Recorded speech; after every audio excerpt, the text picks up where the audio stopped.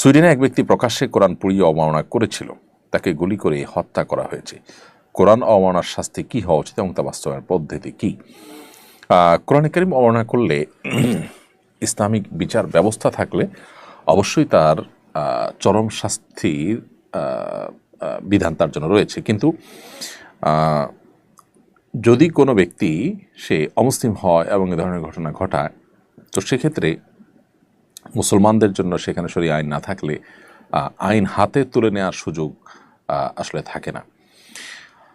তবে এ ধরনের ব্যক্তি কারো গুলিতে মারা যাওয়া কিংবা কোনো আকস্মিক আরও কয়েক বছর আগে আমরা সম্ভবত ফ্রান্সের কোনো একটি ব্যক্তির কথা শুনেছি যে সড়ক দুর্ঘটনায় সে মারা গেছে এবং অত্যন্ত বাজেভাবে মারা গেছে, এবং সেও এ ধরনের ক্রিয়াকর্ম করেছিল, নবী সাল্লাল্লাহু আলাইহি ওয়াসাল্লাম বর্ণনা করেছিল।